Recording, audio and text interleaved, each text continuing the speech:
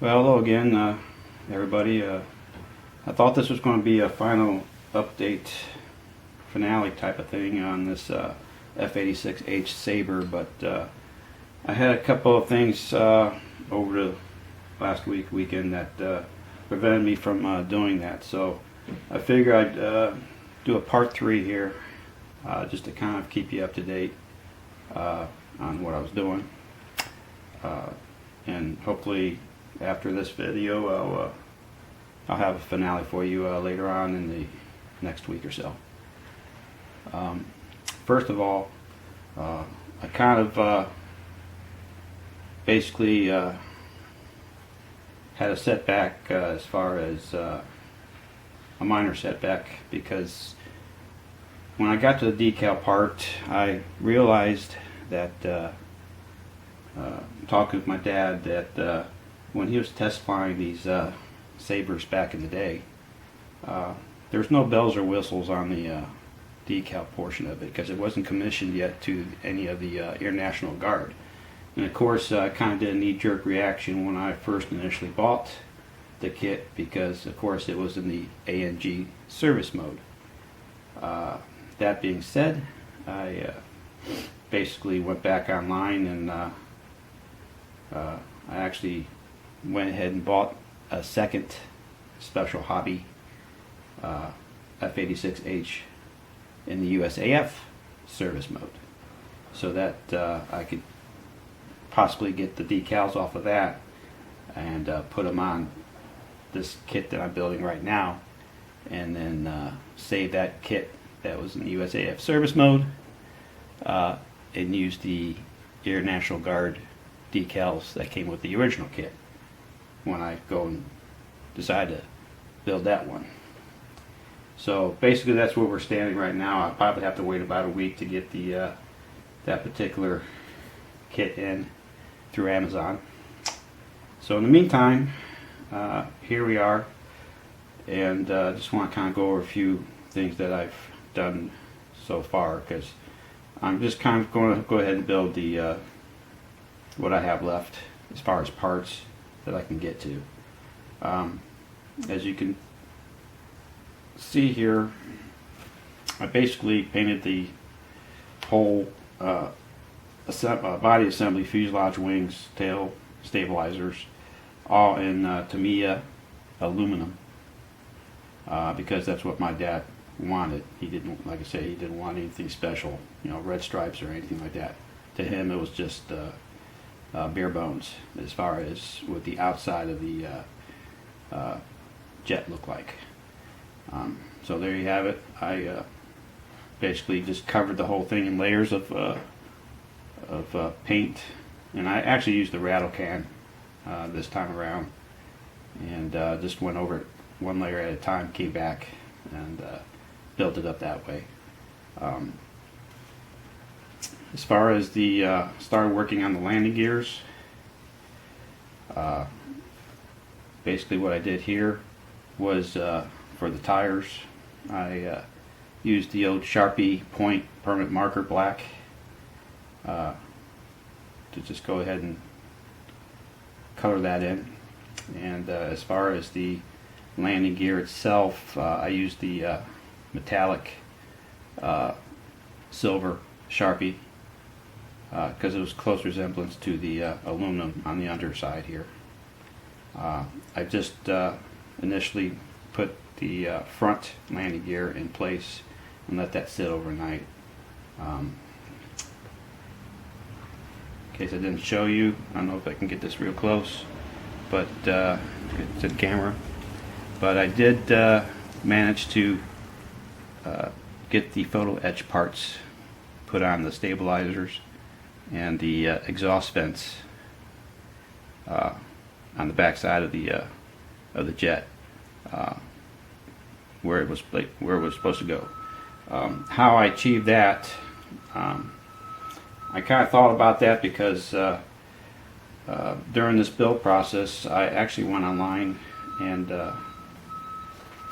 kind of printed out a few of the reviews of other modelers putting this particular kit together, and when it came down to these photo etch parts, especially the exhaust vents and the rear stabilizers, you know, they didn't want to really touch it because to them it was too small to work with. Well, I'm not the kind of person that, you know, wants to give up because of you know, somebody else's review. I just kind of thought about it, and I came up with a solution that took me less than an hour to put all these photo etch parts together on the tail and the stabilizers. What I basically did, to kind of set this off to the side for a moment here, was I took some Sculpt 3 putty. It was clay. It stays soft all the time. And I actually cut a little sliver, rolled it into a ball, and I just took my hobby knife and stuck it on the back end of the putty, and then I cut out, let me see if we come over here, and I cut out a small piece of the photo etch, which in this case would be photo etch number 21, which is this guy right here. Alright, once I cut that out, I put it on my white paper napkin. I just took the putty knife with my Sculpt putty on the end of it and just tacked it on there, which temporarily, you know, stuck on the one end there. And then I took my plane, and I don't know if we can see that, but what I did was with the end of the photo etch, I just tacked it onto where it needed to go with some CA glue, and pulled the putty and the hobby knife back out, left the photo etch part in place, and I just kind of moved it around in place for the CA glue set. And of course I had 5 to do on this side on the exhaust vents, 5 on the other, so it took me a little less than an hour once I got the system down, and took my time, and I think it came out pretty well. So that was my little solution in resolving how to put something that was so small onto the aircraft. So that was one aspect of it. Other than that, I basically kind of you know, work on it a little bit more. I'll put the front tire back on here. There's a couple little parts that go on the fuselage itself while I'm waiting for my decals and the other plane to show up. But I figure at this point I just kind of give you a quick little update, and until then,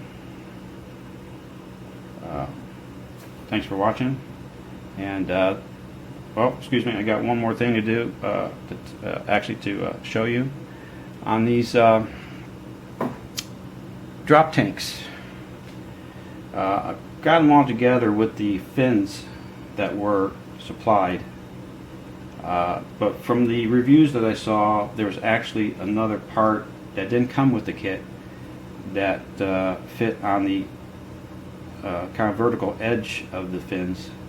And what I did for that was, I don't know if that's in focus or not, or in the camera, but I actually cut out some sections out of a gallon jug, plastic gallon jug of my skim milk, and cut it to size and shape in relationship to what the pictures show here on the review. Once I got the size down right, I went ahead and applied it with glue and just carefully placed it on the edge and let that sit overnight. So basically I just used, you know, like I said, the plastic milk jug, and cut those sections out and put them on there. After these are all dried and cured, I'll go ahead back and paint them in aluminum, and I think that worked out really well. So I'm pleased with that. And of course, when it comes time to actually place these drop tanks on the bottom part of the wings,